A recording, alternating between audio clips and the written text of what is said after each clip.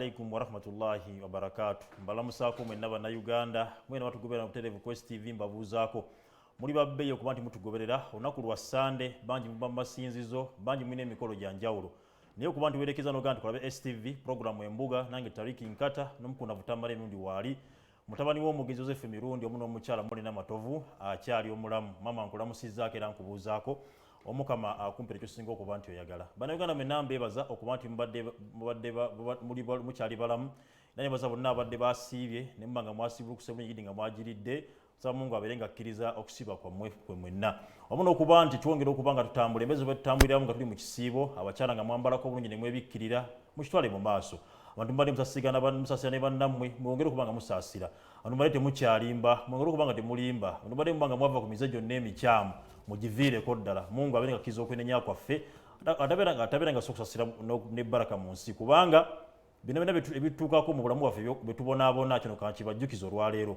gobe akyaka abantu oyagala New Uganda gobe akyaka abantu oyagala securing your future gobe akyaka abantu oyagala ensi ye kunyumire nti obonaabona wooli mirimu gikubuze embeera mbi abakulembeze batunyigiriza bataddeko effubitizi effugabbi oyagalayo biggwewo gondera Mukama Katonda kubanga bino byonna ye muyinza wabajja kuba nti naye akukyusiza mu biro ebanga ne mulanga tuli bajjeemu twetanira amasabu tutanira biki bino tutanira amazambi gonna yatugana okuba nga tukola ajja kuba nga naye tussaako embeera y'akanyigo paka fenyini nga tukyuse awo nvuddewo naye nga mu kutandika ngenda kubeera ntwale negative obuzanyi ku bannange bonna abaisiraamu wamu ne bannansi mwene n'abantu bonna abalumirwa obulamu bw'omuntu obuzibu obuli mu Palestine Abaisirayiri kye bakola mu Palestine kyannaku kikwasa ennaku era nga zeziwo crimes ezibadde zirina okuba nti zoogerwako naye mwana wattu abazungu bano beefudde kyesiriki tebalinga batabiraba singa kibadde ku lukalu lwa Africa ndi wano omuddugavu yakola ekyo bonna bali badde bavuddeyo dda nga bagamba bagenda kuba nti bayingirawo kuba nti bataasa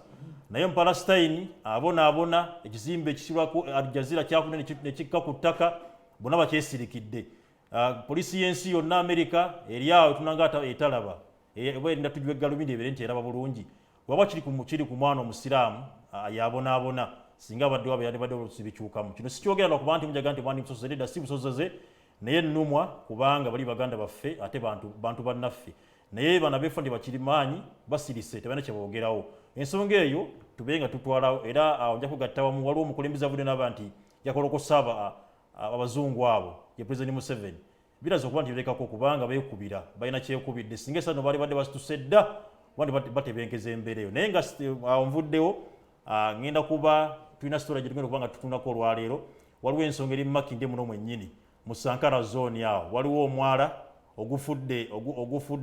ogufuuse ekizibu eri abatuuze mu Sankara zone mu Lukuli awo mu Makindye yaffe nennyini gye tutuulamu waliwo obuzibu obuli nti omwala gwakomissioninga okuba nti gukolebwa sene neziririzingibwa gavumenti nezita omwala gubiri nga gukolebwa nezituuka mu KCCA contractor n'afunika n'andika okuba nti akola ku mwalo ogwo ate ekyaddaaki ssente nezanga okuba nti zijjira ku nfudu takyazirako contractor bamugamba gwe kozesa ezo tumaye tukusasule byo bifuuse bizibu so embeera eyo omwala gutandise okuba nti gutta abantu bagufiiddemu nnyo kwasemena kutta mwana muto wa myaka 5 yadde atambatamba babinaabeera nga yaguguddemu n'aba nti yafudde era tugenda kuba tuba ne ku nnyina ng'akaba amaziga wamu ne chairman atubwira ku bigambo ebyo ebifa ku mwalo ogwo kansonga mbayo story eyo then tugende mu maaso n'omukunavu abeere nga tunnyonnyolera ku ki ebigenda mu maaso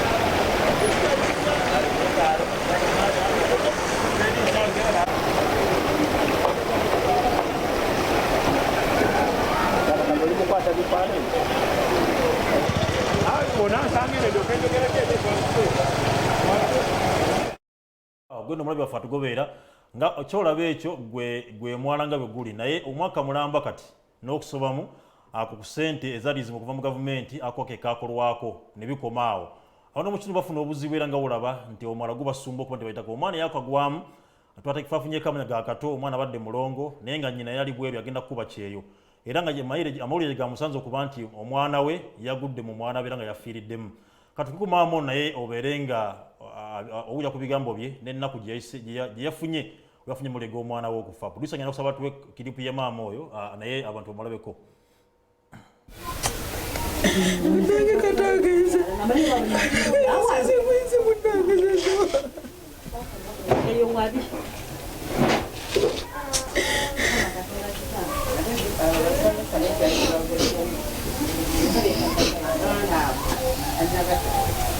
Kata munanga ageze patagezeko munanga kato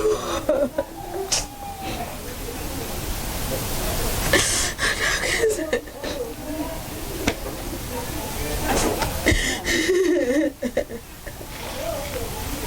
munanga kata ageze munanga bajya munanga kata ageze munanga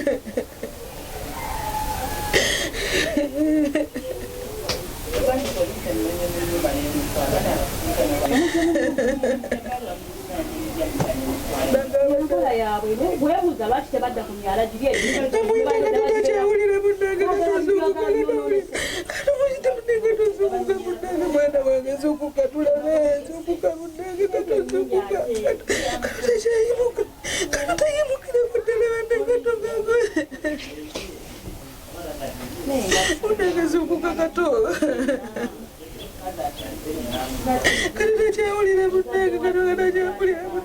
maama oyo mukyala yasigaza omwana mama nga bwali nti ali bweru wa ggwanga akuba kyeyo kati omukyala oyo gutasobola okuba nga tufunako yasigaza omwana era yabadde abeera naye nga ngenda okujjako emeka katono gavumenti okuba nti ete ensimbi ezikola omwala guno abantu babona kubanga beekalakaasa okuba nti sente ziri zizingibwa okuba nti omwala guno okolebwa naye era ne sente bwe zaateebwa kontrakita n'afunibwa era omulimu gwakoleddwako ndoza mugulabyawo mu bifaananyi muteguna nti kuba nti guggwa ekyali omega nga abantu bafiiramu era kyeyongera bwengezi okuba nti kitambula naye ng'ate sente ziri zaateebwa okuba nti zikola emirimu gyazo President Museveni nebadde alayira yayogedde ebintu bingi nabeera yabadde mukambwe ennyo nti agenda kuba nti akwata ku bantu abakola gadi b'engalye abatamaliza kontrakiti zaabwe naye nga nabo kuba nti akwata ku bantu bakola gadi b'engalye asaba kwatiko bu officials abali mu gavumenti sente ziba ziteereddwa okuba nti zekiba nga tekikola nisalika kuba nti omuntu eyakwalwa contract naye atuka okuba nti sente azikaba bukaabi kubanga alina okuba nti afuna ensimbi okuba nti ateeka mulimu ogwamuweebwa naye sente bazimuwadde bamugamba omulimu agukole guggwe alukasasulwe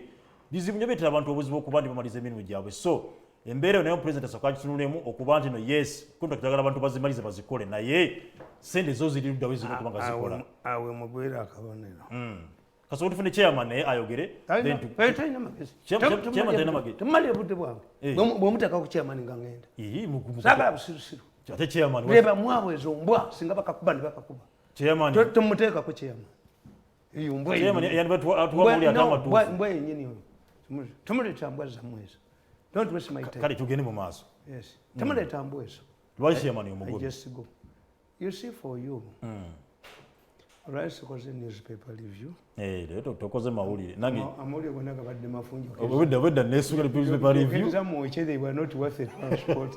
Muli wachogo. Kunanga kungayize nengucha. Sagala na mbwa zange zikalabeko zisiribwa loba abaana bange. Embwa zisoma mawulire. Embwa zange zisoma mawulire. Mwe wange buli makaga gonna. Mulimu akajjika abasiru. Kasamba nga nyumya nawe noleeta ebyobusiru bw'oba obadde onywa kyayi kikopo kyensooka okukanyuka ebweru akajjo kateekawa akajji kange akabasiru weekali toyitira eno gye wayitidde ojja kusiiga embwa zange obusiru n'abaana bwe mba ndi musiru nina wenfulumira buli maka gange galimu akajji k'abasiru ate akabagezi kaliwo anti oyingira ng'omugezi bwe tuba tunyumya noyogera ebyobusiru ng'ofunfulumanga musiru waliwo akajji kange akabasiru ate bw'oba yogedde ekyobusiru ekyamaanyi bwe nnyingira mu kisenge abaana bakubuulirawo nti kati agenda kukuba nga noonya wempita abaana bakubuulirawo nti tomulinda kukoma tamuleetera agenda kukwasa you see olunaku lumu nagamba abaana b'e Makerere Yeah. abasoma political science ne mbaga nti you people the problem you have mwina mindset ey'okuweebwa obuweebwa. Ne mbaga nti look muli baana bana musoma political science muwandiike ekitabo the Uganda's 7 layers of authority and their responsibilities. 7 layers of authority. Several layers of authority and responsibility. This is what many people don't understand. Tuyina kitita a centralized state nga byonna biplaningibwa kuva Kampala. Ekyo Museveni yakijjawo.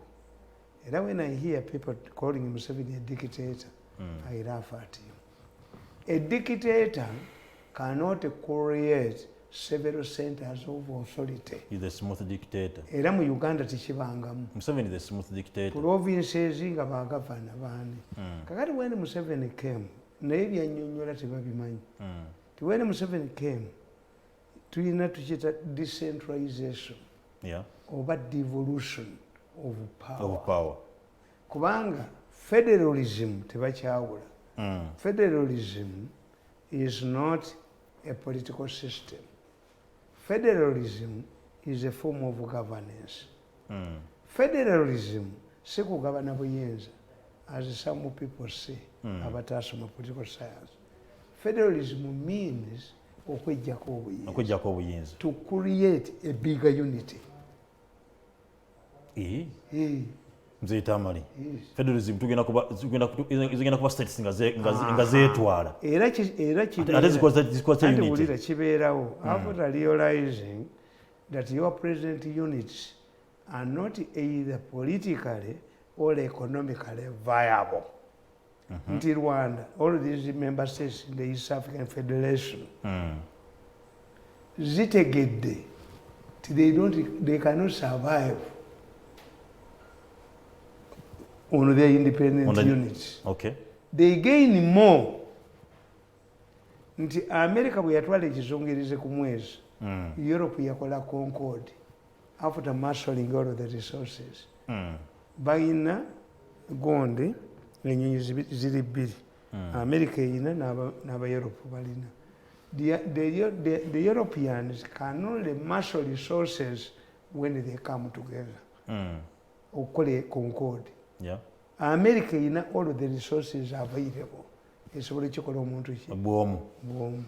Kati it is after realizing the units zammwe Uganda, Kenya, Tanzania can work better, invest in huge real business or defense. Ekomogo, Sadaka. Kibola Rwanda yeraganye eri musawai wano tumwina wo military block. No. As long as you fail to create a military block, temusobola tewali ajja wamu. Yeah. Yes. Kakati nkugamba nti aba federal babalimba. After, because we have realized nti we cannot survive in our small units, as Museveni says, nti East Africa eringa ekitanda kiri wa mulala, ekinaabiro kiri wa mulala, ekisenge kiri wa mulala. That is East Africa. That is East Africa. Ayagala okunaaba ayita wono. Ayagala okukola ki? Kakati China is one unit. India is one unit. America is one unit. Kakati, what are we trying to do? You is a company. Which is amalgamation. Yeah. An amalgamation is a company formed by small companies to create a bigger company. We call it amalgamation. A product of these small companies. Kakati, what we are doing to do in Arusha is to create a federal government in Arusha. How do you, it does not exist now. To create a federal government in Arusha, you must surrender, all these member states must surrender some of their sovereignty to create a federal government. Federal government. Kati ate aba federal bakugamba nti ate gabana buyinza. Gabana buyinza. Kwejjako buyinza to create a bigger unity. Obuyinza n'obwejjako n'obukwasa. Okay. nti kakati wano tuli mu cooperation nti Kenya ina sovereignty yayo kandi kyesaawe yo amazing bwekiri Uganda ina sovereignty yayo Rwanda iswana okubaggalira n'emale. We are just practicing High Court of Appeal. Have we surrendered our sovereignty to Arusha? How important is this legislative assembly to create room?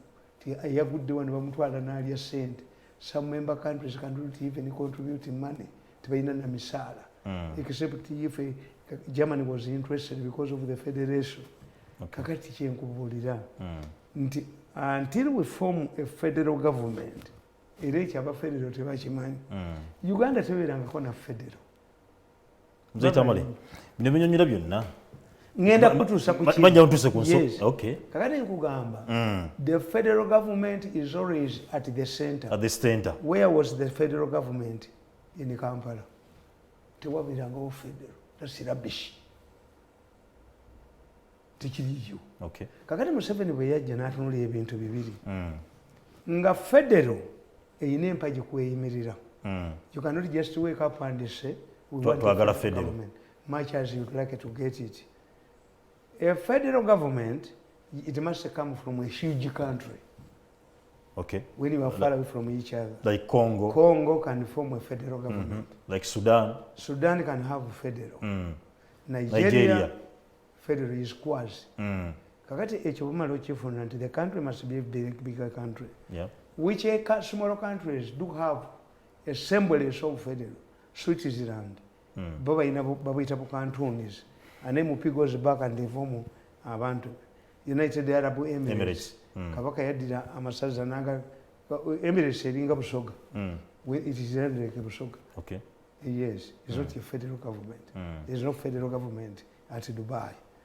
Kakati muzani bwamala okitunuulira ti federal tesoboka n'alaba ekiri practical. Devolution of power.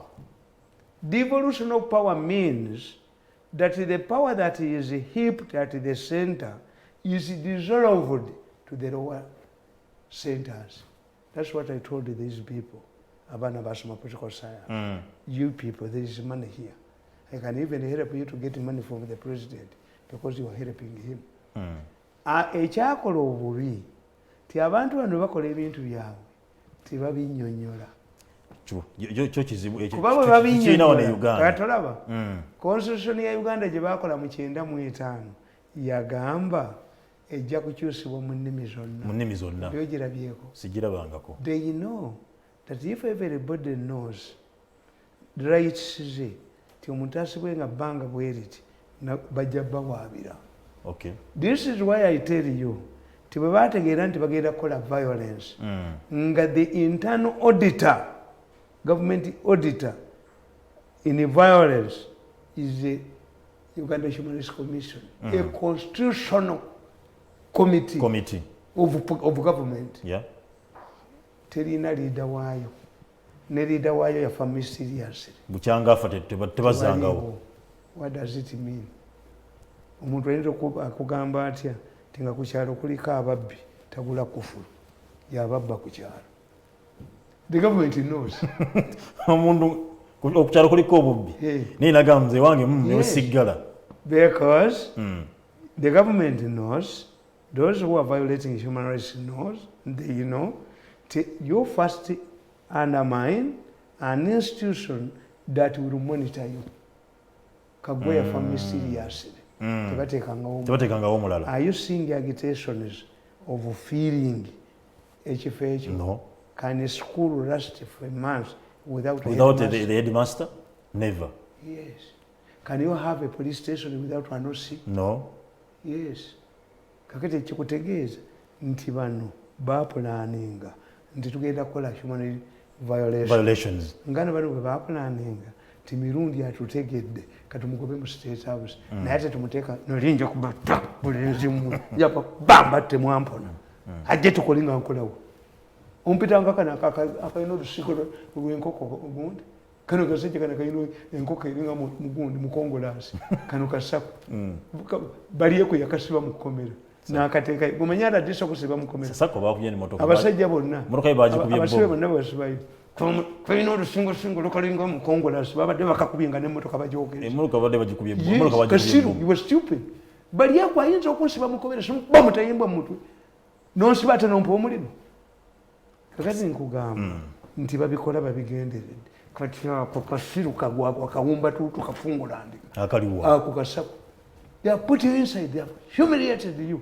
Ng'enyondi wange baleetera appointment yetu. Bagirese mu. Tutuze ku nsonga y'omwala guno tutandikireko. Yes, ani nkubuulidde. The evolution of power. Of power. Ne nkugamba nti in rampant cases of corruption, the IGG's office is not fully constituted. Tewali IGG. IGG office ebeeramu abantu bameka? Basatu. Mulimu bameka? Teyina head. What does it mean? These are strategists. Abakola ebintu bya mu government ate balina influence. Nti fika kakibirenga tewali agenda tukuba mukono. Yes. Ne nange kati lwenkira besawa. Ate mumbitegeera. Lwenkira bakati. Yes. Nti wabalenga tewali muntu awo. Fe tuyisewo ebyafu. Ate ng'omulamuzi yakola ruling nti abatwala ssente za kyogamu cannot be tried by the IGG because the IGG's office is not fully constituted. A fully constituted IGG's office must have 3 people. The IGG and he kakati ye Museveni bwe bamala okutta kino n'aleeta Nakalema atayogerwako mu constitution. Whatever she is doing is illegal. Nga Nakalema bamukuba emikono uniform wegiyuza. Is illegal. Is an assistant to the president. Bayako tabikola mu mateeka. Kiri bakisse. Niyibamba mu uniform niyebabjula. Bw'omuba mutayimba oba omumazi. Taliwo mu mateeka Nakalema. Hapana, ali mu mateeka gali luddawo. Nakalema ali mu mateeka gali luddawo. Kati bamuwabira emisango babatawaanira. Ekyo kiguumaaza. They are bluffing you. Nti kasitaba sekiri ekiri constitutional. Kakati kyegamba okuddayo ku nti bwe baddira obuyinza ne babuzza mu bantu bakola experiment. Originally, the cows were under the local governments. Yep. Ne babajjayo. Nti tebajja kubeera transfer bwe tebajja kukola ki. Obuyinza ne babujjayo. Ne bukomawo e Kampala. Abasajja tu mulaba bayomba nti a local leader abeera ate nga talina qualifications. Where do you find a chairman of a district without academic papers? Why? The cow has a master's degree. Yeah. The chairman is illiterate. Walabeyo cow ali mu kkomera. Tell me. Waliwo cow ali mu kkomera. Taliyo. Cow toyinza muteeka kuona ataasoma. No.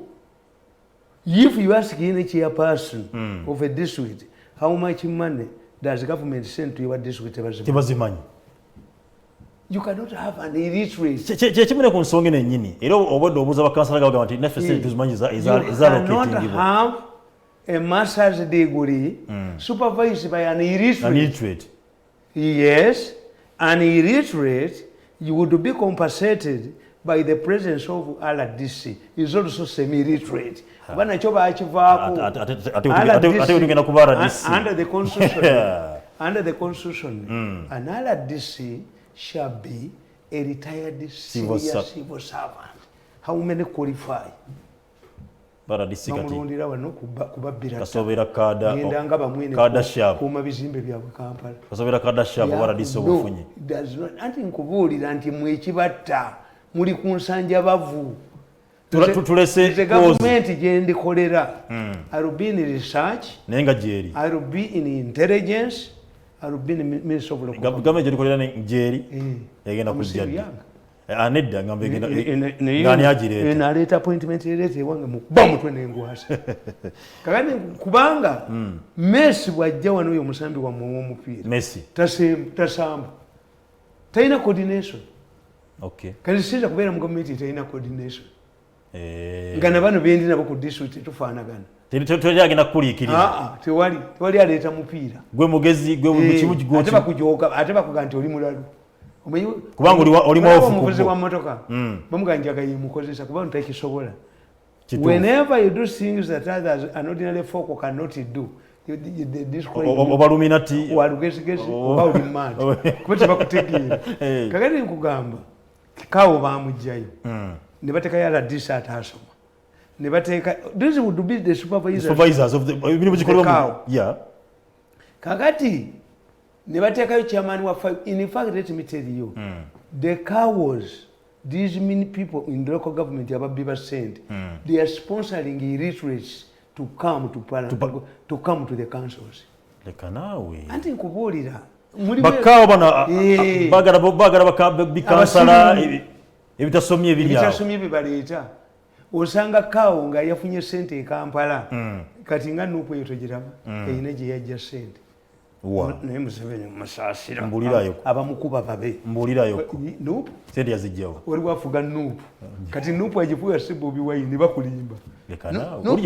nuupu agifuga waali agifugira ku remote bwali naye ng'ali munda andi mbabuulira kati n'ekyo bannayuganda kabakigezereko nti n'opposition mugiganye okukola ekiddirako iwe omulabe bwadduka afuga nuupu adduke ne sente ze ekyo nakyo kiriwo kubanga nze mbagamba encourage a vibrant opposition ente ogikamira ku ddiba ly'ennyana bw'evaawo togikama politics is giving people hope the moment people realize nti aba leaders baabwe bonna mubaguze nti mirundi omubulookinze beeyiwa mu luguudo era bwe kiba kirina okukola tumukunde yabaga nti oyo musajja temumutta kuteesa nabaga nti timuyinza kumutta mutabani wange another person nabagamba this man is a bridge between us and the opposition because when he talks the opposition listen to him n'abafe ne bamuwuliriza inali mutimuyina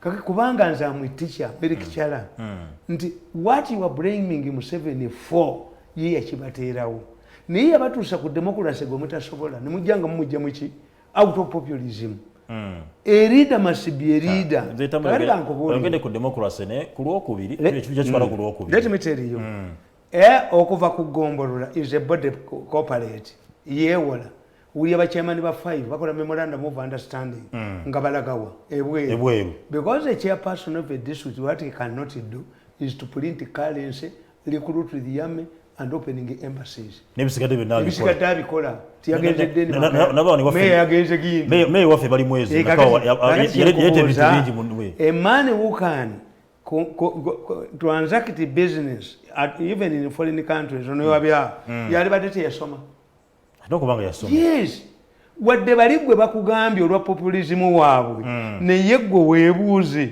nti agenda kukola biki nti ngenda kweteka kunona mataffaali ga mutwalo gumu ntwala 1,200 ntwala boda ntwala kibatola the vehicles can go through ononyaki the responsibility of a person would determine who should be irrespective of what is contained in the constitution abantu bebalitegedde tikakati kankubuulire gombolola eyina budgetidde to budget what how can you have an illiterate as a gombolola chairperson who as a, when he is going to preside over how can you have a councillor who is equivalent to a minister of finance ku district oba ku gombolola nga teyasoma kati budget ki atesa biki yes even if the government tells me mukamba bulire mubagenda babakwatya wano obujega mugende mu Western Uganda mujja kulaba abachairman b'amagombola bonna ba diguli nga bonna bayivu mugende mu Northern Uganda mulabe what type of people who are interested with the leadership oba wano fitulonda kiwa anti nkubuulira nti mwe tebababuulira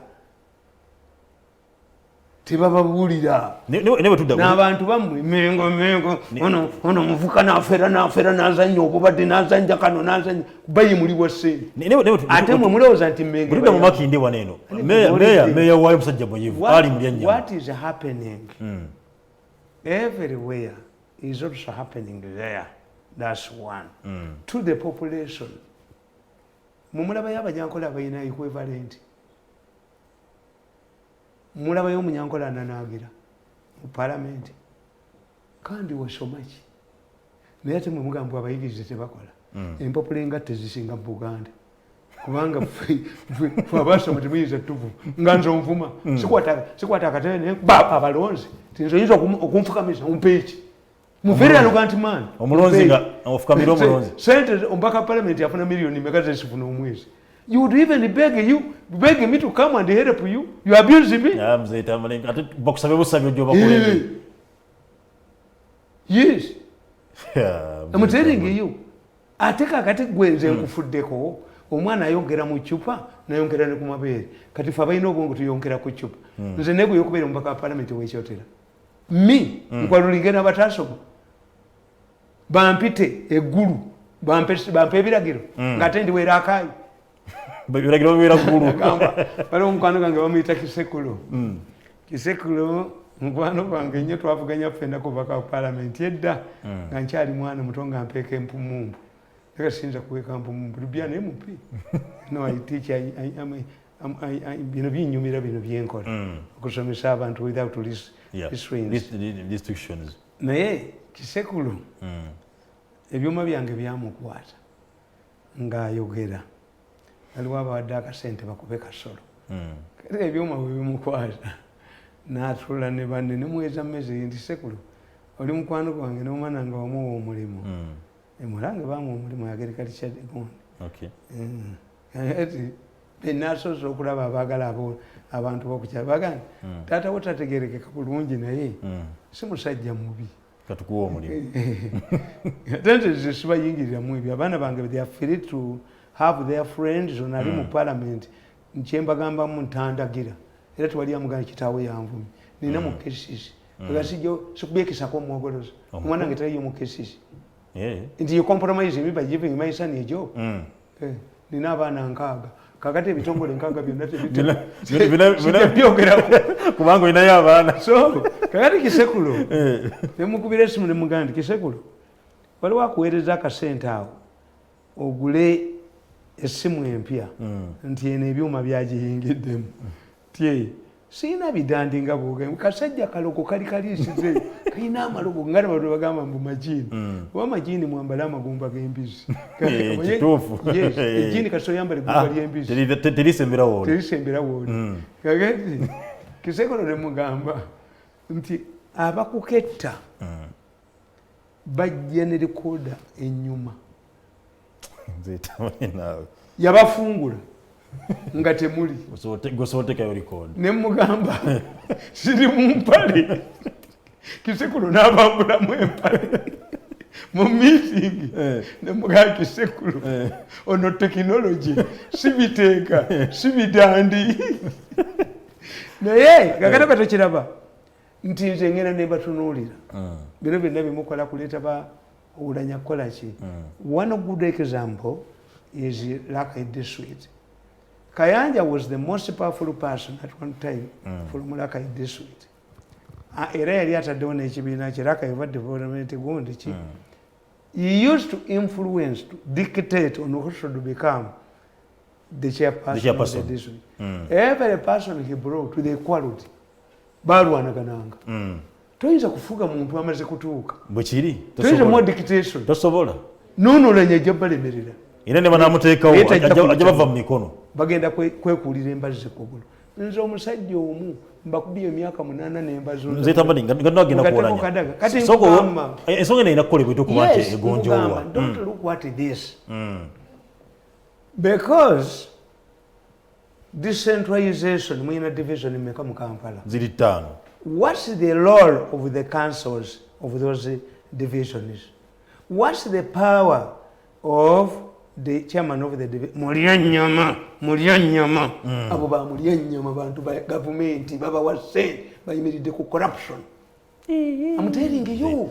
Nze Tamale leka. Mulyanyama yifu mulyanyama yeziriyo bano basewanyana beto bempuni nikadduka. Buli mulime ne muluzise. Bibalina okubanga bafa ku nsonga zino. Yes. Because you are in the opposition. Yes. In Uganda, we don't have an opposition. In fact, if I cross to opposition, two things will happen. They will either shoot my head or I will change the opposition. I will change the opposition. Choriko soroka opposition ennungi esinga mu Uganda. Yes, bano badabo dealers. Baya mulimene muzise. Ne muluzise bano be babateekawo ba mulya ennyama bano be babateekawo. Bwalekana bwati nalego omutwe. How can these things happen? Ngongola ya opposition. What's your role? As a mayor. Monitor. Who will know that this who gives the contracts? And even if there is a contract committee in the state council, which is supposed to work in my area, I must supervise you. Era go mulimo gwa. Mulya nyama kiyabafu, mulya nencha mu muzeyo. Those people, the day you realize that in Uganda we don't have opposition people. You can, because I tell you, if Museveni is a bad leader, not all of districts are under NRM people. True. Show us where the difference between an NRM chairperson and an opposition chairperson. Mumbulire district yemu. Because and mzee Tamale mwachi batugamba. Ndi government ebawa. Ate balimba. Devolution of power yava mu Denmark. Denmark bagenda ne batunulira Uganda nga temuli multi party. Nibaganda, how do we create avenues of producing leaders? Mu America, every governor, every congressman or woman, every senator can be a president, because Obama gundi yava, Clinton yava Kansas emanyiddwa mu kulunda mbizi. But because the chairperson of Kyotera Kisekulo, what he cannot do, aina parliament, aina speaker, aina budgeted day, which means when he comes to Kampala is only the size that has enlarged. Yeah. Otherwise, what Museveni does, the difference between Kisekulo of Kyotera and Museveni is the commanding of the army. Printing currency. Chinakugamba. Ntibana basajja bageze mu kukyusa ebigambo. Local defense. Ate berete ne command eyo waggulu. Bamuseke bayina administration police. Yali abantu. Lino ino militia. Era bwe nabagambye agasajja abo titemutawana. If you want to solve a problem created a contraction. Kasitaga kuba omuntu tutabanyina baabo tebalina gye gava. Kasita kuba omuntu ekyalo local defense. Tulumba wakani tutema ebitokeni tanyina waje. Ochalaba gachatta. Agazemu okutta. Oze kulembe gwa Musa anaifu anai. Anti munakakola mutetiga wawabirwa. Nega ine jikapa tigabuka mbiswa. Chitomo mbabe wabo waje. Baga bogena mu police baga hawo si wafe. Tikubeti kibete ente tukubenyina waje tukubalu suku tukubebi toke. This is how we control local defense.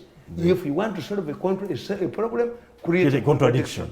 Kakati nkugamba nti abaleeta devolution of power abazza obuyinza mu bantu bayagala to train leaders. There is only one person, one district chairperson who has ever stood for the presidency. Kakati mulabe oyo simanyi Katumba oye awo buno bumba tubabuteekawo butezi waliwo abuteekawo ensi emanyira obusirusiru Mzee Tamale oli abadde presidential material kuki sajja esimbe kuba president osawa mwita mwemba tutu okuwasa omukazi kitegeeza kuzaala uliriyamba abankuze banfusa omusajja bansajja kuye bwegagaana kakati okwesimba kuba president rabish waliwo buleeta obumba tutu obuwuguwugu ne buswaza Museveni ng'ovuganya naako nze nsobola okutumba ne Katumba oyi nenda banga Katumba gwevuganya naye nzizayo mpapula nezirayo ewange kiba kivumo baba banvumye Museveni bamuvuma oyo twamulekera abo kiva kuno yagana debate. Yes. Why is it that credible people don't stand up? Baga twamulekera abo abatalina makuru. It's abusive okuyimirira ne Katumba. Nende bote bavumye nona akombe bigere bote bavumye Museveni yekka. Anti mutegi bavumye buli alimu atege baba muvumi. Yeah, I'm telling you. Is abusive, is indirect abuse. Kyekino kulwa okutereza ensonga nga tugeyo omulekera abo byasigala. Tumaze ensonga ema tugiveeko. Kyekino kulwa. Nenkugamba. Ti until kubanga bano bamulya nnyama balimba abantu. Abo basewanyana balimba abantu. Ate mu basiru sewanyana simula bantu. Ogamba magogo nti ave ku bwafufu. Ate naawe obwagala nga mwenna muli babaka ba parliament. Oyo umubuuze ekkubo gy'olaga. Ng'obuze n'obuuza sewanyana. Naye awangula. ate ngoje wange nga balonda abo nije bemba uko nenkwasa omuntu ewange tewali nyibwa siri mu entertainment ya Busiru garbage in garbage out Museveni yabatera bose wanyana because a leader must solve problems. That's why nti omwana ngoyo bwafa oyo chairman tomumalia biseera byange You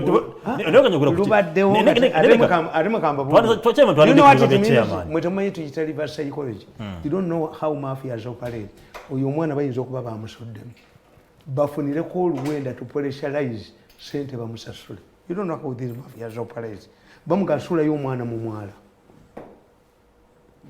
sise kansolo gyokutase gosobola osuula wuwo nga bakugambye nti osuuleyo nkubulidde yasuddeyo wuwe naye kisoboka kubanga omusajja asadde asaba naye babiri mu Uganda bamusubiza mu kadde munaana nkubulirira wano mu Uganda buli muntu gwolaba eyeyiye ku street okudemonstrating tademonstrating raisize waliwo yamuwaddemu sente ekyo wakiŋŋamba kakati kankubuuza nti walabye kabeediima kwogw'omwala beedimako nga gutandike negutandikako ne bamuwa sente tebaddangamu kwedi yateekamu emiliyoni abo bonna bemulaba abasimbye ebitooke mu kkubo nembasanga mboko faalu ngamba muserikale tegwesigalayo bajja kuvunaana baba nze mbakuba enkya neggulu osimba ebitooke genda osimbe mu lusuku lwo nti abantu tebajja genda kusoma omukazi olubulika bagasimbye bagawadde sente nenjagaya mugakuba musimba motoka nemugakuba gonna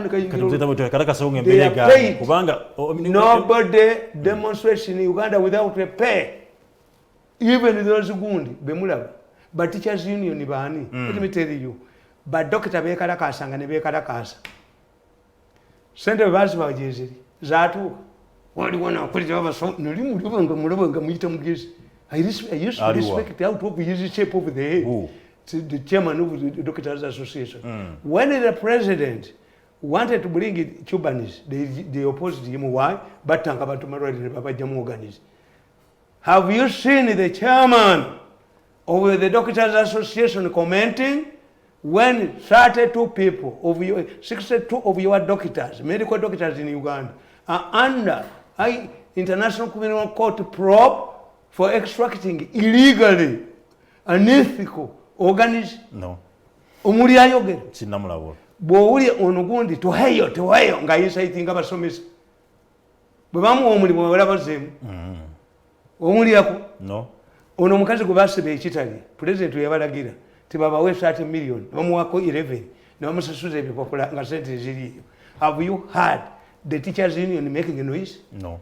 Aba making a noise baba baabwe balinga bafumbo abafumbo bwoba muko nga wakyadde n'owulira empya ezivuga mu kisenge 8:7 togenda kutaasa tebajja kubulya ekibalwanya nti omufaliso gwafunze nze nzize bulangiti bulijjo temugijaamu eno mpya era ogenda okuwulira Parliament bwemala okutuula sipiika n'agiyita nga amalowooza ag'empya ate kati mala maseeneekerevu kakati nabano bwe bali they intimidate Museveni, intimidate the media, bonna beba musir out. That's why I'm telling you, in another government, inosobola. Ne government indala. Ojagikolera. Ndikola mu ndala. Wewa. Yonna. Atugobera program yaffe. Mafia ya beranga otwinda ko katono. Atugobera tomba Quest TV. Kubanga mate mugitegeera. Omusajja gundi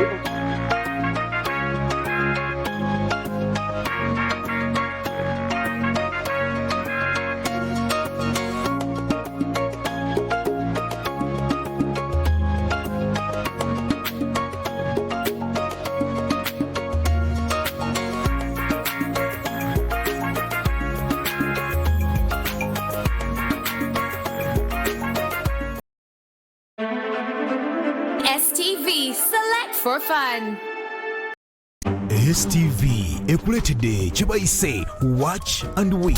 Nunga amaaso go bwebuwanguzi bwo mu byowangula mulimu bingi nnyo nga fridges, flat screen TV, emmotoka, obugaali, products za Sure Deal, ebyapa, sente enkalu n'ebirala bingi nnyo nfaafa. Kumira amaaso go ku STV wano n'ofuuka omuwanguzi ow'enkalakkalira. STV, select for fun.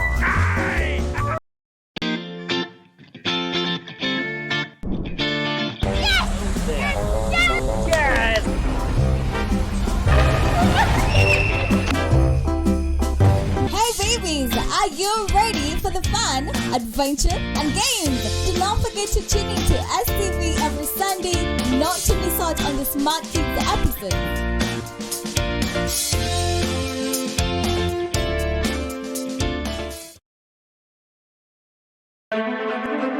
STV Select for Fun.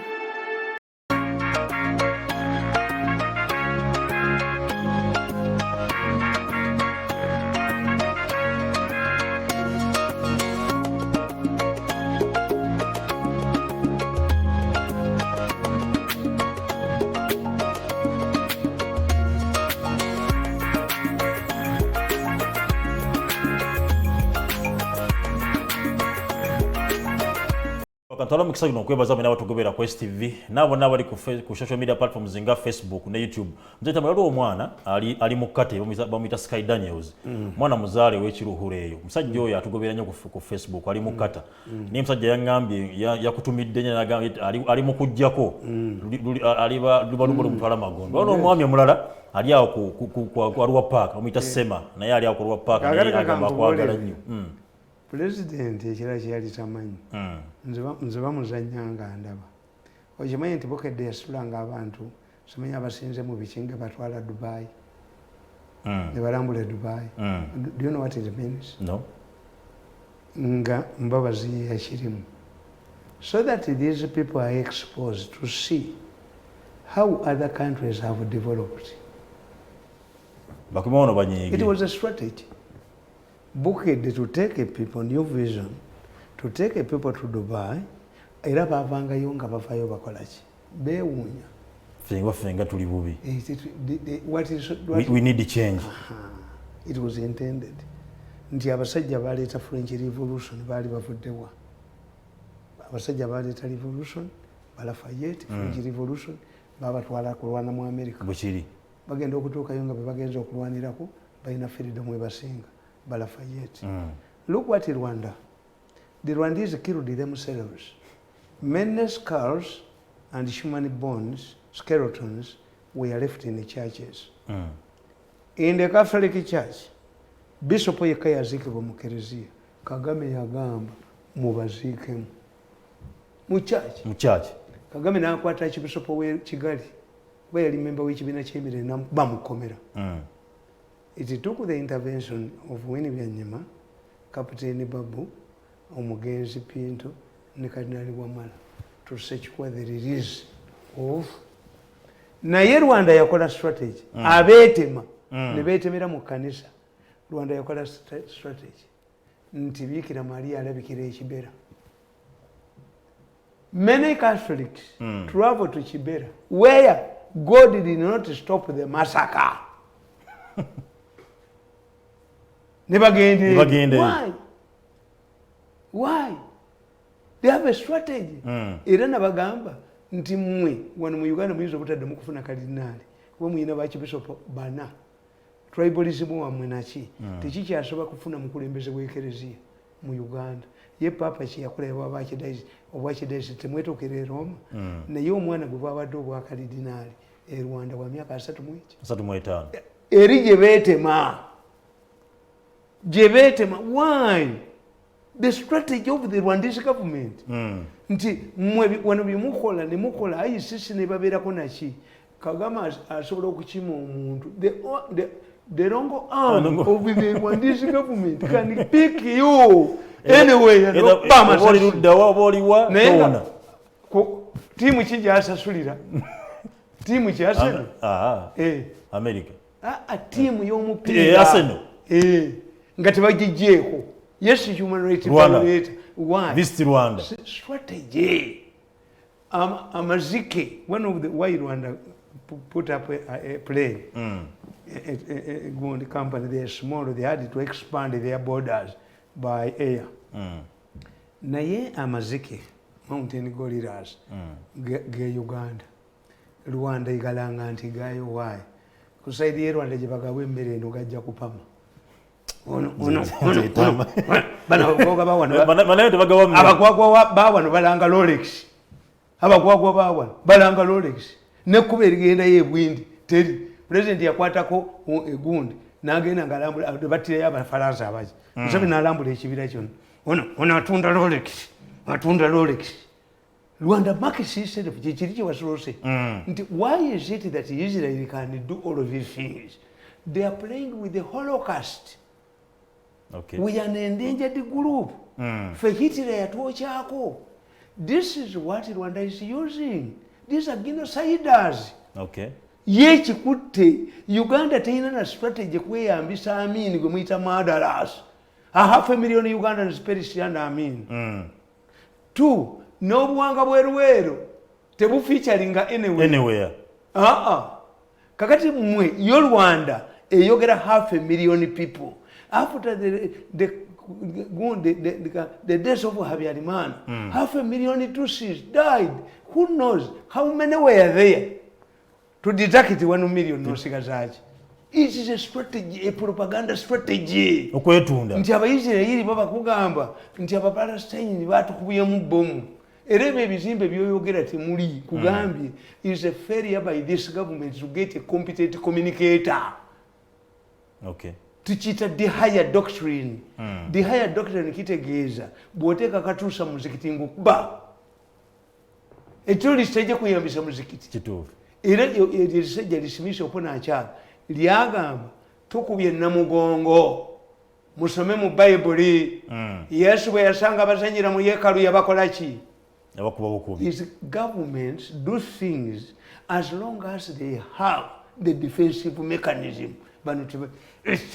Esente Kiwanda yazitwala, esente simanyi Dombo, atamanyina kuandika paragrafu kubanga waliwo nannyini buyinza amutaddeyo n'abakobe yayogeranga police. There is a difference between to speak on behalf of the police and the government.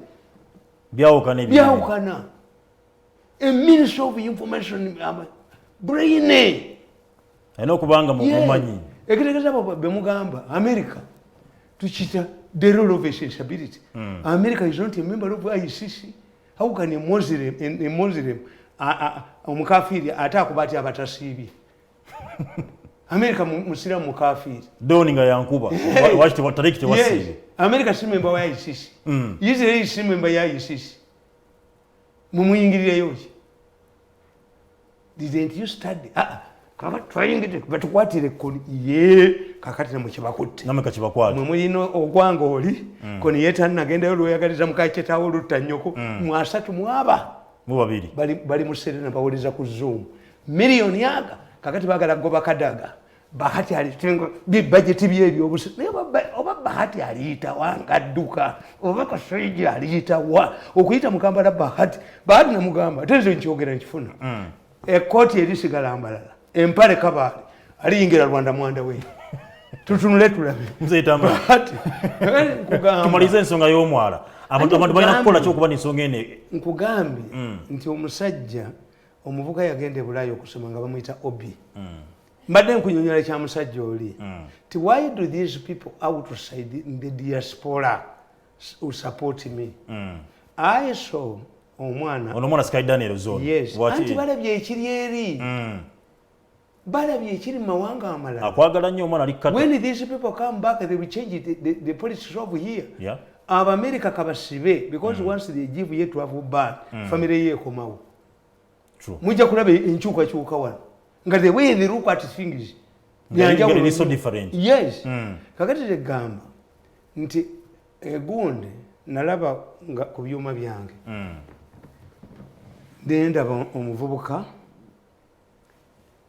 ngayogera ne jjajjaawe omuvubuka yali avudde mu America nagamba jjajjaawe jjajja you have influence in this country why do you do these things we fear now to identify ourselves as Ugandans everybody is laughing at us in America ngero oluzungu lwa Kimerika nnyo namugamba omusukulu nagajjajjaawe do you know this man Tamale Mirundi nti I know him do you listen to him namugamba abuza jjajja but why don't you listen to this man what he's telling you omuzukulu ngagamba ani jjajjaawe namugamba nti Mirundi nange mukwano gwange nnyo Mirundi mwagala nnyo naye ebintu ebyayogera naffe tubiraba naye tetuli mu kyagi yes ng'ategeeza kyo nkukubira akatambi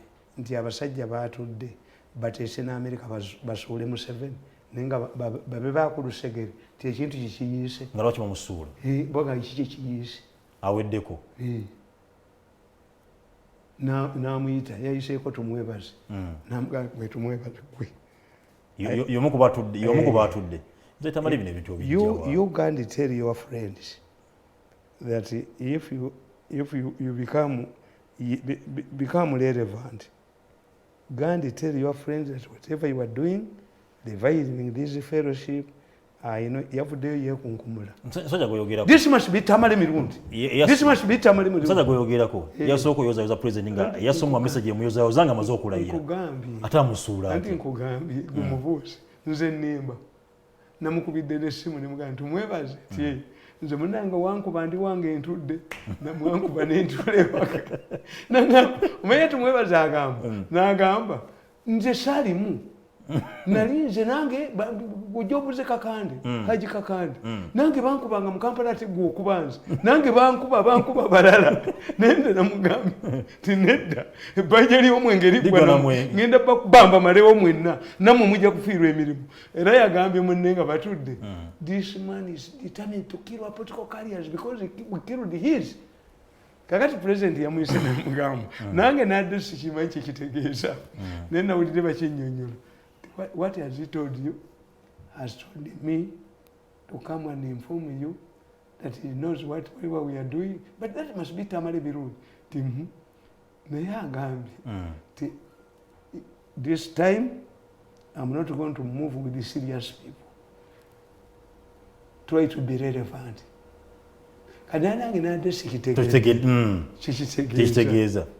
Naye munnaabwe n'akibanyonnyola n'abagamba nti omukulembeze bw'akugamba nti be relevant kiba kitegeeza you are irrelevant.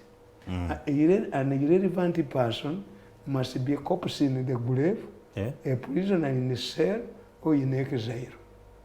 Naga namini yakyogeranga n'obwete nange efulezi badde sigimanyi nange yali kiŋambye negenda irrelevant basuze tebebase naye yamugambye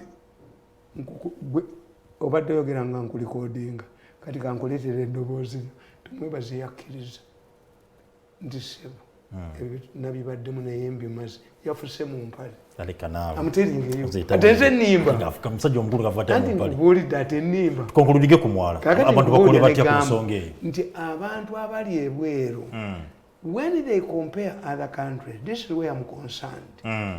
Nti ensi zino zemulaba zigenda kutuyitako. Dubai twajula na kumbiita.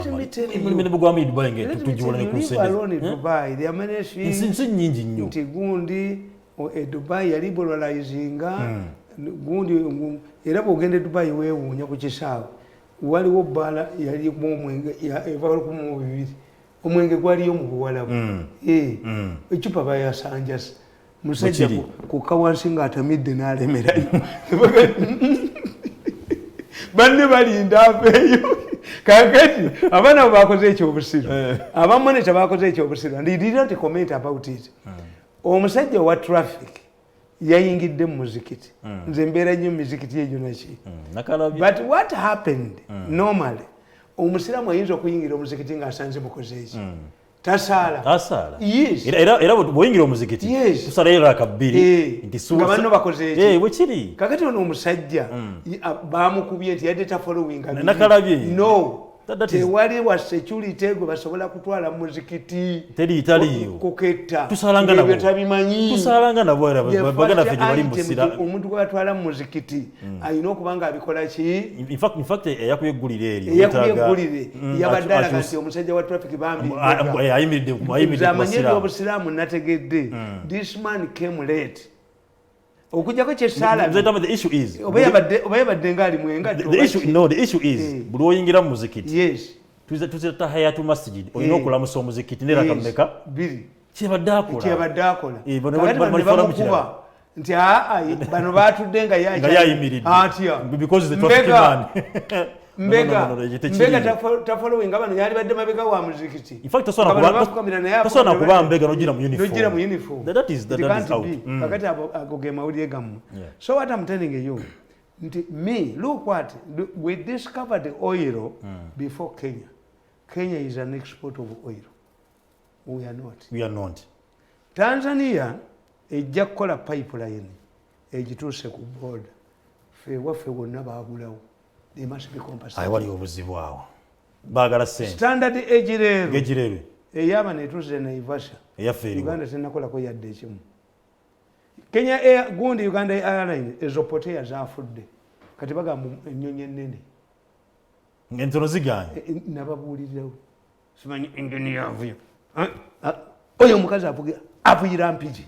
Omukazi nabba ssente zonna n'aleka nga azibiriza ne bagoba embwana. Mubagobenga ku kyalo. Kitutu bamugobe ku kyalo. Oyo omukazi bamugobe ku kyalo.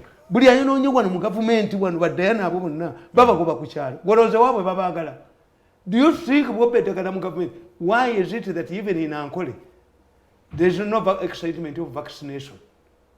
Yes. I don't know why. Kitegeza, once government loses public trust, it doesn't lose in one area. Yonna, it becomes a referendum. Kabaka omugemi n'abagereka n'omugema ngo tubamanyi bali basente n'oletono ekibisoko wegindi ye mukazi wete yamugema waliwo omukristaayo agenda ogenda bamugema nga golidde milioni bagema kabaka abaganda bona bali nga bagenda wa bamanyi abo bali basente birango advertisement walabe omuganda agenda nawulidde ensonyi nga president agamba nga addressing amaze okulayira abula president Sibanenti twakagema kamuntu emitwalo 3 ku bukadde obutaano naye gwe kankubuuze kyenjagala okubuulira nabagamba nti mwe yafugira eggwanga lya Kenya ku mupiira kibula nti the Minister of Sports mu biseera bino bya gavumenti Minister of Sports is one of the major ministries. It would have been separated from Ministry of Education. This would be youth and sports. To target both. What sports and culture? Buli Kagame, buli district yine kisawe kyayo. Kagame can hold an African bond. Nabaga nti nze singa ndi mwebyo ebyemu mu strategist. Sobola okukola Kaguta Cup. Kaguta Cup ngezanyibwa amasomero, nezanyibwa amatendekero, nezanyibwa buli district. Kakati climax ya 2006. Tuba tulinawo ttiimu 4 nga mu World Cup naye bw'anaaziba bajja zibba kituufu eri gundi kino ekisaawe ekyo waggulu kye babbulamu gundi baasala amagezi ne bagamba waba disitulikiti sente bazaagala local government sente bazibba ekisaawe tekiriiyo sente ze basabye okuddabiza Namboole zizimba Namboole endala anti nabagamba just basabye okuddaabiriza nawandiika akatabo ku mupiira Uganda soccer. Is it for money or sport? Zitamanyi omupiira ogumanyi. Omanyi kinafuna. Ono mulindo ow'ekitende yampa emmotoka mpya. Ng'oggyeyo buli kimu. Yes, he was impressed. Yanga wesomerawo sports. Ffe twakitanga all round. Manyi sports, manyi court, manyi buli kintu kyonna. Mwe highly trained sportsman. Kakati ekyo Namboole abachina batulimba abachina bakiwamyene at that time communist party yali tenayiga bubbi ng'abachina bali strategic nti entrance points to show Chinese presence when you arrive at Bolo International Airport mu Addis Ababa olaba flyover. You get an indication into flyover ekolachi nti bali advance bano an airport abazungu baji designing in research weno loboza nti olaba kiki kirano kujja na ababbi kakati nkugamba abachina bali strategic communist party italians byeno nzibi kakati communist party bali babazi when somebody is coming from a capitalistic country like Kenya Tanzania atandika okukolagana n'abachina longo time ego Tanzania abayo mbase babbenga bano ng'abawana bali bana abawana babakozesa bajja babetenda by number agents abantu babira mbano bya agents tewali kye bakolawo tebakulima mu factory tegaliyo bintu babireeta buleso babizita mu container tewali kye bakola bali president okola radio bazipangira bupangizi wano kugamba nti the Chinese baina ba propagandists ba Mirundi. When you are coming from Kenya, a capitalist country, you find chibimba rice cream, rice scheme to show the presence what the Chinese can do. Okay. From there, you want to come to the ice plant, was also made by the Chinese. Yeah. The Chinese also wanted Mandela. Ekisawe bakiwa ku mulembe gwa Amin. Bano bakigira bugezi. Bakiratifying. Mulembe gwa Amin. That land, Mandela is sitting on a 2 square mile land. Government paid money. Tamale 2 square miles. Ebitu biveeko. Kati waliwo ne kwale ya amaanyi. Omusajja tebamusasula. Abachina ne babalimba. Tibagenda kuzimbawo nga you can hold all African games. Kyabulimba. Baminisa ne bagulaawo ettaka kaakati bakola scheme. Baleeta Abachina aboogera Oluganda n'Olunyankole. A team was brought here. Abachina nga baaluyigirawo. Oluganda bategedde. Baleeta Abachina aboogera Oluzungu. Babaziya baleeta. Ne bakola recommendation. It's about 10 years ago. Yeah. Mandela cannot be rehabilitated. To rehabilitate Mandela, you better build it something else. Waliwo omusajja nga bamuyita Kajula. Kajala si Kajula. Kajula is an old man. Kajala. Ngali mu privatization unit. Kajala earmarked 3 billion to facilitate Nambole to sell it. Nazo kuba mu mpale. Nti bakitunde basing on the recommendations of the Chinese who speak Luganda n'Olunyankole. Ndoza ngo Luchina ndoza munda muno mwe mwali Oluchina ndoza munda bali ba China ninga bano Banyankole abawedde mirugo abafere ni bali commending aba China. According to Chinese experts, to rehabilitate Mandela oletaka balitunde 2 square miles. Yes. Niba taking over Nambole. Waliwo omusajja bamuyita Mugisha mubi naye bajamukwatira wano Kajala bwe yatambuza. They allocated 300 million. Nambole nafuna management eyaayo. Nambole government bakola emikola abakola ki gunde eno kurendezi bwesambire Nambole it pays. Bukiri. Yes. It pays money. Where does it pays money? It has a board of directors. Yes. Where does it go? Kati Abachina bebamu ne bali commenting Abachina boogera Oluzungu. Aboogera Olunyankole nyindo zennyini ndoza Abachina abo baba veri mu Himalayas. Kubanga if you go to bogenda Singapore ojja kulaba abasajja abambala ebikoyinga aba Western. Ndoza abayindi Abachina bano gye bajja bafa ku border. Bwe batuuka ku Nakivubo mekye bakola. Nakivubo should not be developed into a modern stadium. Why? There's no escape route. Never kiba kikutte omuliro. Hamu nga tannakidesigning. Tolaba nti Hamu yalwana n'abantu nga bakitemyemu plots. Recommendations by the Chinese, the experts from China, brought by Mbabazi. Mbweche kisaawe bakitememu ki.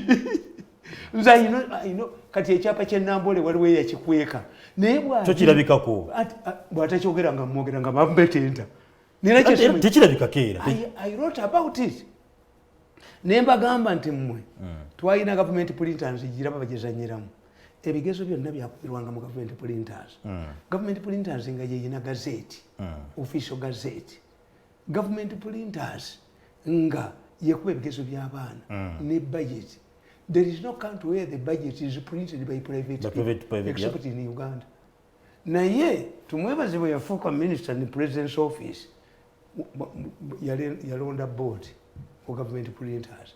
Olwo Kajala ataddeyo 5 billion to rehabilitate government printers for sale. Nazikuba mu mpale. Nazikuba Kajala tujja munonya. Nazikuba mu mpale Kajala. Kakati mbu company tekola. Naye ate revenue egibanja. How could revenue levy taxes from a different government printers? Kati mwalimu omusajja musamya. Sajja musamya ng'ayita board ng'aginyonnyola. We have 4 prime plots in Entebbe. We are still retaining them. They are owned by government printers. What we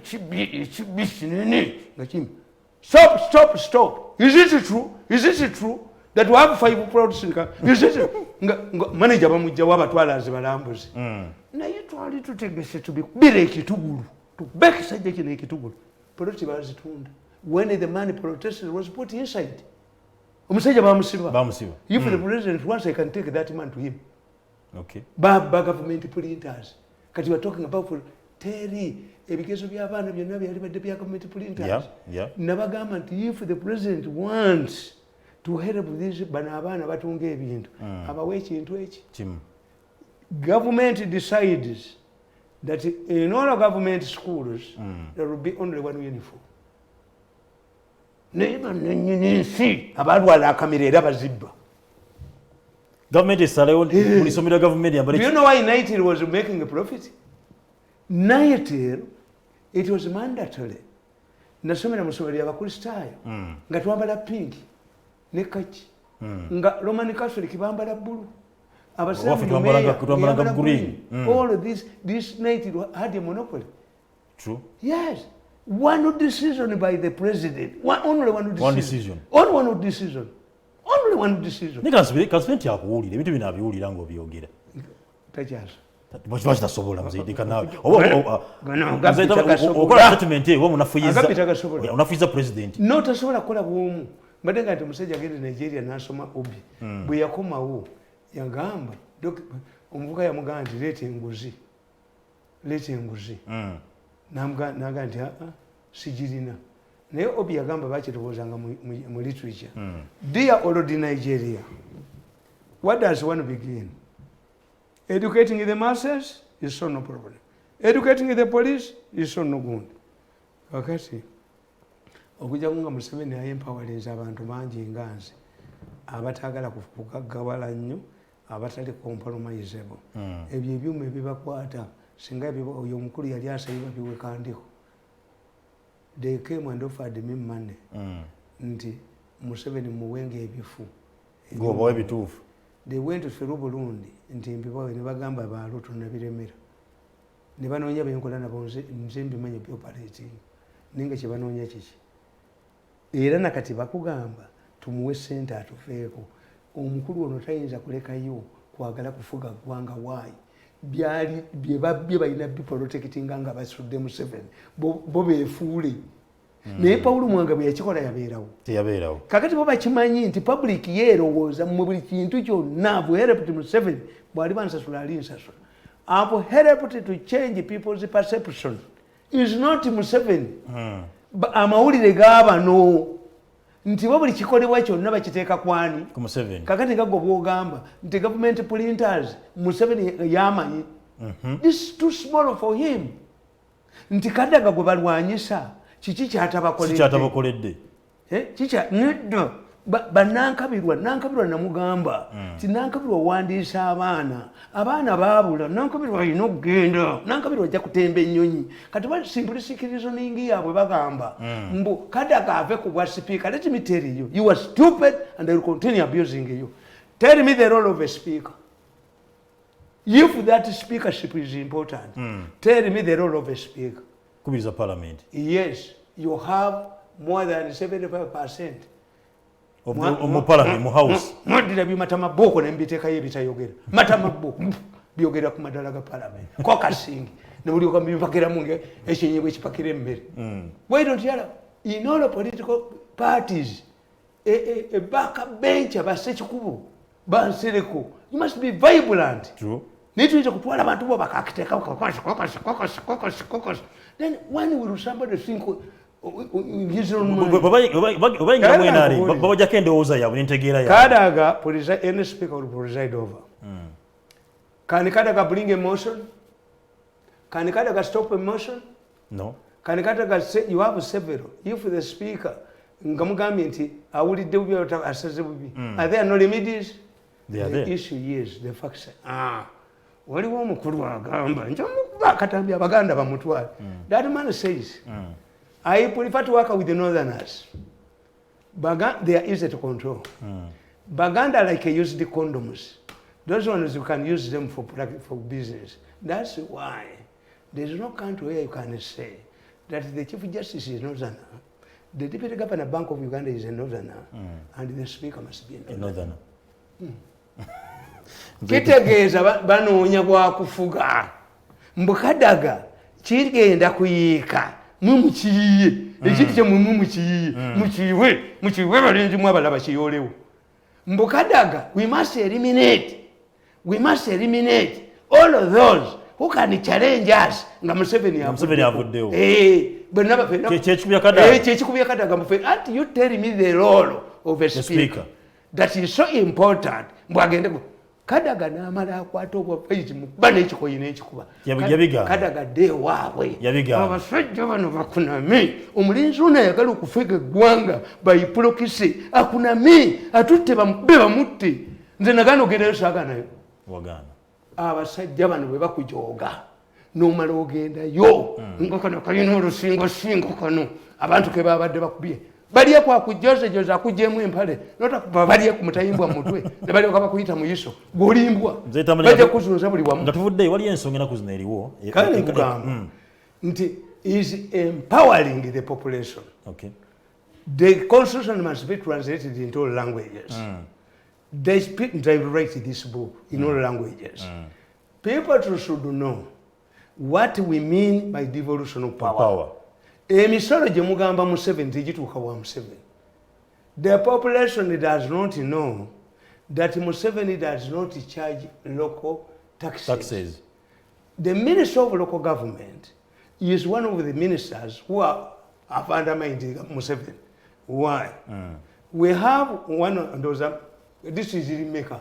Yes, it's only the Minister of Local Government who allows the local leaders to levy taxes. Kakati bo abawa buli district nemuletere milioni emu buli mwezi mugaga yenkanaji kati instead of protecting yes mbamanyi bano ne bakugamba abasiru nasanga kasoloza mbosoloza mobile government afuna milioni emu kuva buli district. Minister of Local Government not Museveni kuwala Museveni revenue efunia mu indirect taxation nti oguze sukali bakutakisi lo emisolo egijo neje mulaba gibateeka ku bantu wansi si gya Museveni local government ani abakizo gisoloza Minister of Local Government bamwe milioni mu buli district kakati bwaba ina district meka kakati abantu ba wansi ne batatwala no wani komisinde kumutwalanga talinya kubanga bano babwanika obujinga bwabwe bwe bayina omuganda akugamba ti omukazi gwe batalekedde enku kufumba mmere tateeka mu ngalo ze bwekiri government gives you money tukiyita conditional and non-conditional grants. Every district gets conditional and non-conditional grants. Conditional means that it comes with a direct responsibility. But who monitors it? Kakati government yekuwadde ukozese ezo lwaki ogenda mu bantu n'osoloza ku mobile money bakuba soloza si Museveni lwaki ogenda mu butale n'oteekamu abawooza oteekamu kye mulimu amasanyalaze akatale okusasula omusolo kalina okubamu amasanyalaze kalimu amazzi kalimu toilet we pay for utilities teekamu omuwooza emboka evuge chairman bamulume mu office bamupembo empowerment. We must empower people bategeere bajja olukongolo ku Museveni. Bamanyi we balaga. Yes, this is where you go wrong. nti mugira ebintu bya local government nemubiteka mu central government kale sazo nkunga ku nsonga y'omwala gw'ematu kada bantu balina kulaga wa omwala njagala singa mukwata oyo akalenzi ako nemukwata ne mulya nnyama mumuyita mu meeting mulya nnyama n'emigwa kalenzi ki kano kasewanya abantu balina okuddukira mukwata mulya nnyama ne makansi ntukusala mpale kati tukusala kamanya afulume how much money was allocated to this wound ne mumukwata mulya nnyama ng'ayita bubi mulya nnyama ne mumuyola mumuzingako ne makansi nemuga mulya nnyama yogera kamanya afuluma omwala ogwo bakuteekako sente meka abimanyi era tayinza kuvaayo kati bamwe bekweka mwani mu Museveni omwala gw'omu Kampala because I'm telling you look at bwe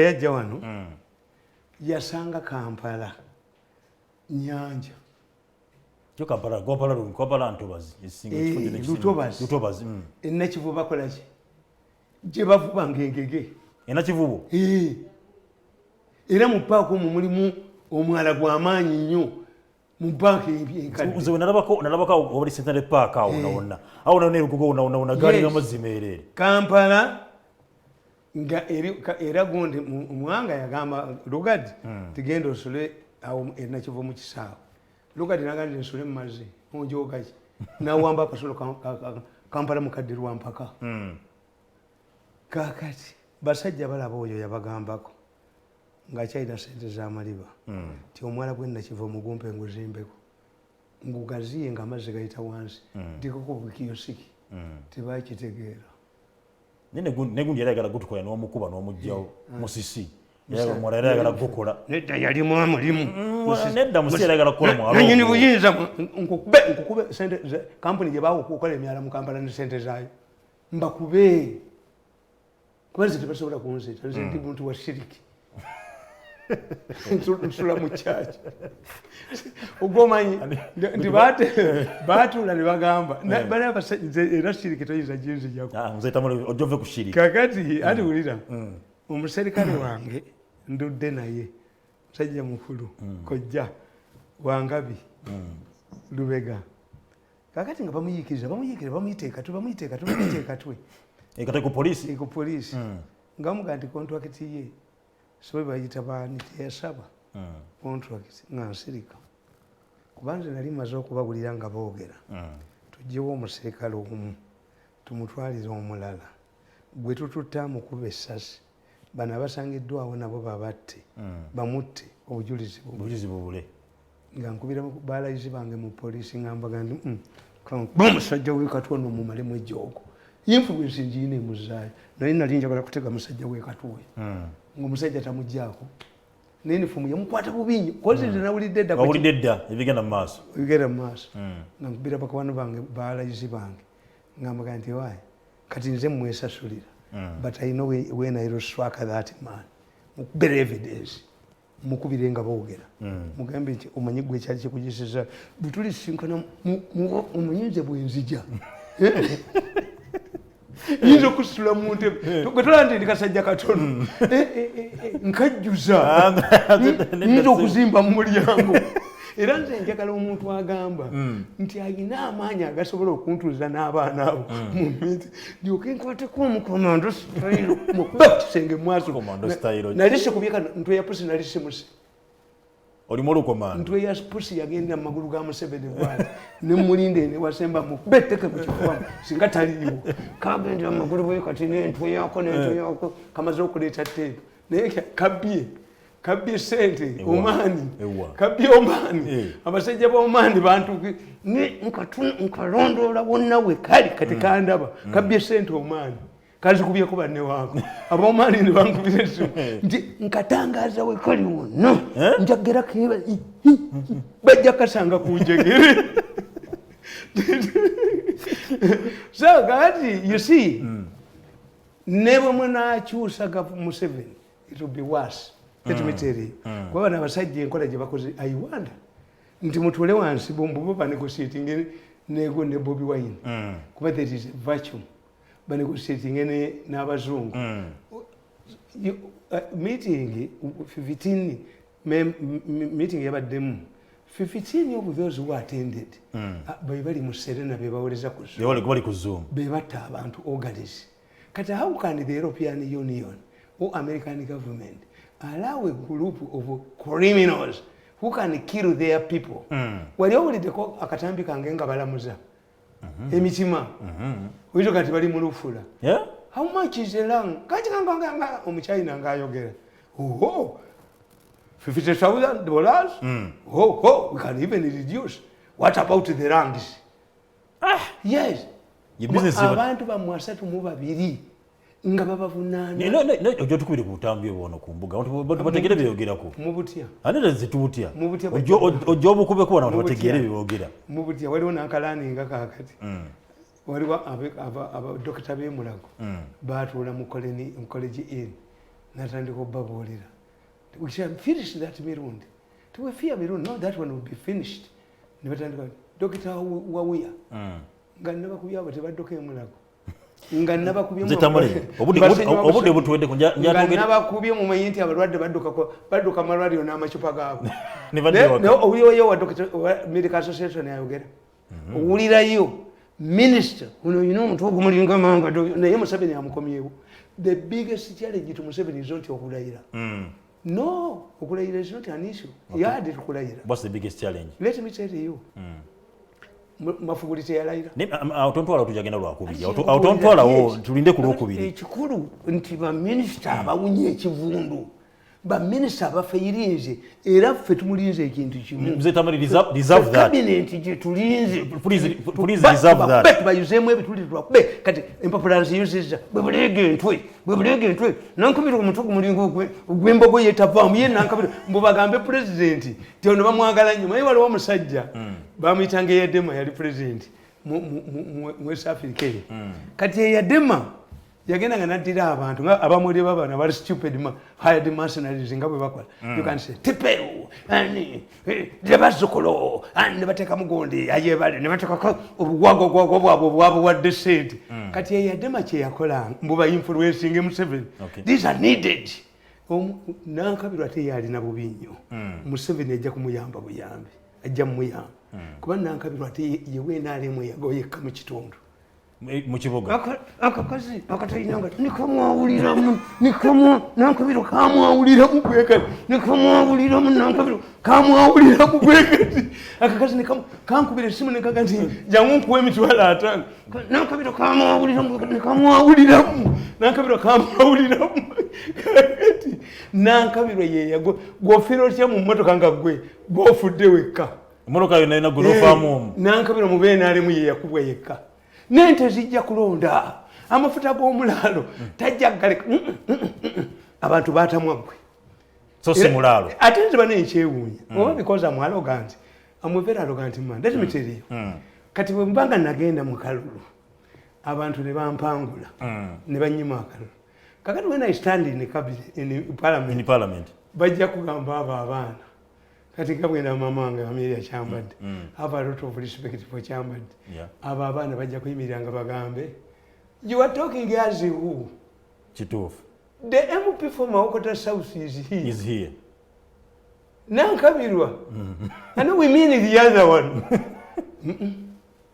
Nze Tamale nze nyinyuka mangu katugende katugende bwetuti nze nyinyuka mangu wala kuzero alogasi yange yenyamba njagala bitone katinyuke bwetuti ndikakate ngakasolo namuwonya bamutaddeko omuwala bassa omuntu naye nga centers weereza amanyiddwa ne president yamumanyi kuba yabaweerezanga sente ne zijja bakube kasolo kakati ate ono gwe yaleeta bakubaganya edda nekisekulu tebanaba nagenda Nze Tamale bodaboda enaku zino embooko ekaaba curfew yadde ku saa 12 Minister of Transport yavudde jana katonda nalaga nti bagala kuba nti bodaboda bazikeneza mu Kampala ne before kuzijja mbagala benga bateekererekere kuba bagenda bakolera Katumba nnuma nnyo Katumba awunye ensi bwe badde tule Katumba awunya nkubulira David you see omuwaddeyo yes nze si defending and defendable Katumba akoze eki awunye ate bwe bakola President Museveni yagamba nti omukazi ow'ekibobe omusuza mbalamu be omukazi ow'ekibobe kasamala obbawunya omusajja abadde bubi because If I want to solve the border problem, what do? I stop them from where they are coming from. No more importation of borders. Yes, and I say border is a sign of a bad economy.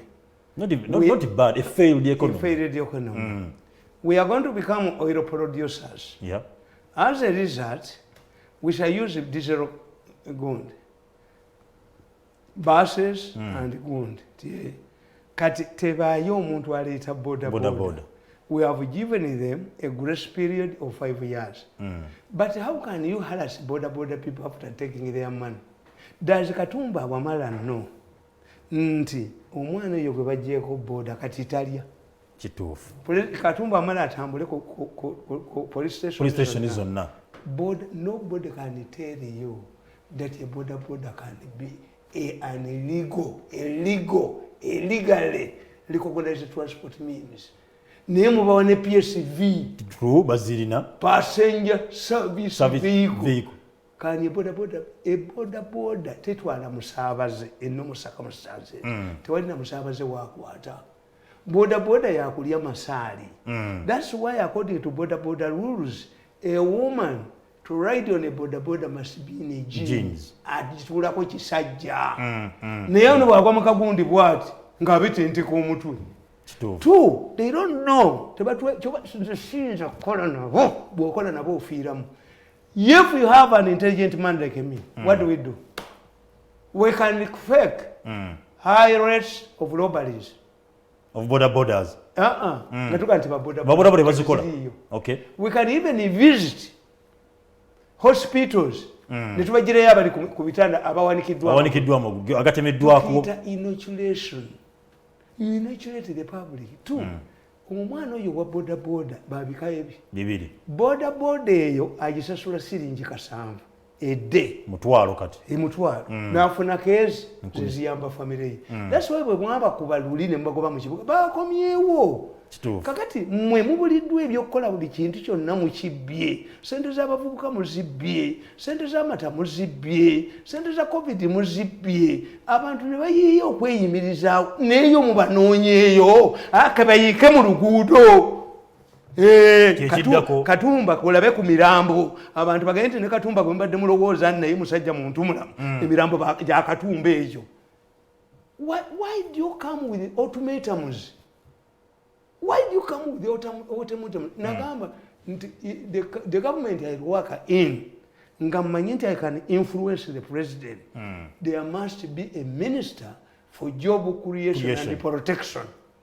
In the informal sector, abasajja balinga batatambulangako.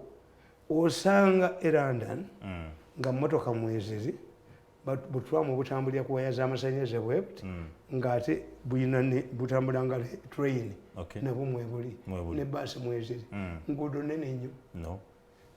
If you go to India, abebigali mwebali, abenjovu mwebali, ababesiba mwebali, abatukutuku mwebali. Why? These people know the poverty of their societies. Nti this man is relying. Kyobala nti mmwe amaka g'abasiraamu, people don't take a time to wound. Nabadde mbagamba nembuga nati njogera ne aje Embuga wano. Embuga wano waye nakulabyeyo mukulayira nti kulayira kwawedde. Nemuga nti omuvubuka banjula omuwala n'amulimba nti asijja kugenda. Babatuwa kumutwala naga ngenda kunobayo. Naye amaanyi bwe gamuggweramu ng'alina olubuto. Kakati naye okulayira opposition egenda amaanyi gagigwamu nti tajja kulayira, you don't use short term strategies. Naye abantu kibali tulinde ku basiraamu ti one kizibu nnyo okusanga eruzira ng'osoma psychology oba mu makomera n'osanga omukazi omusiraamu eyayira mujja wa asidi. Kizibu one. Bakula nakyo. Yes. Era bakimanyi kiri liteeka. How come that the Basiramu survived a colonial government that was anti-Islam?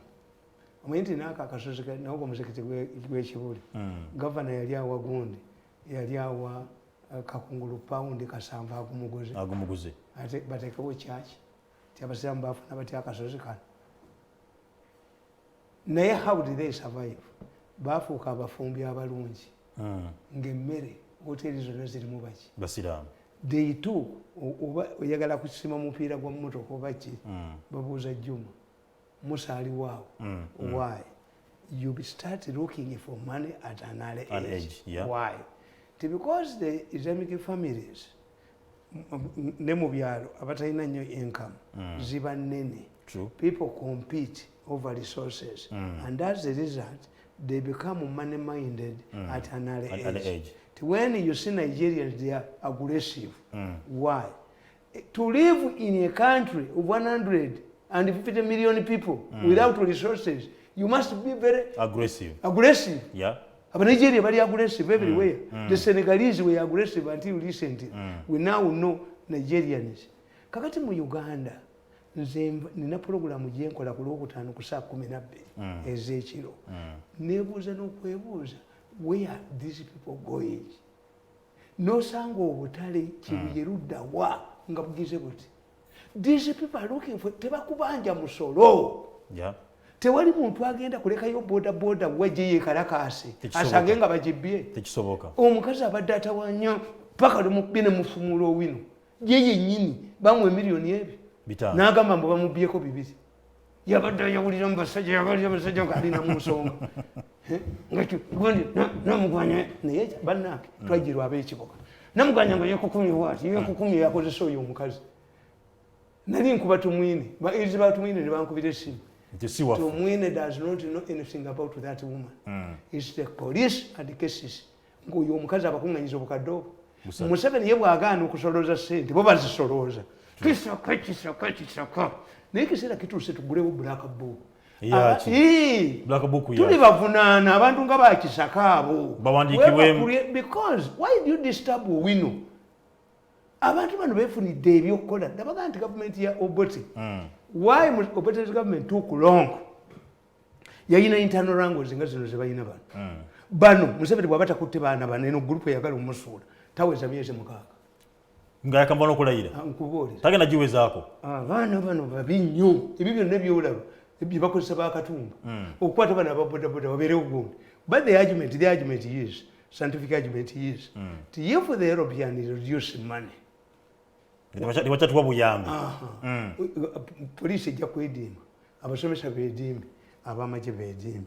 Kakati ye Museveni stringent measures z'ayagala to reduce government expenditure. Abantu be beetegese abamanyirira okusoma bano anaabasala misala ennyuma bano bamanyirira okubba sigenda kubanga nsukka waawo programu zange Embuga egenda kubikoma wane era muve ku baana ba boda boda banna muve ku ba boda boda muve ne badda ku badda ne badda ku Tamale Mirundi omukama abankuumire kyemunoonya mujja kifuna basajja mmwe abatawumula kubba abo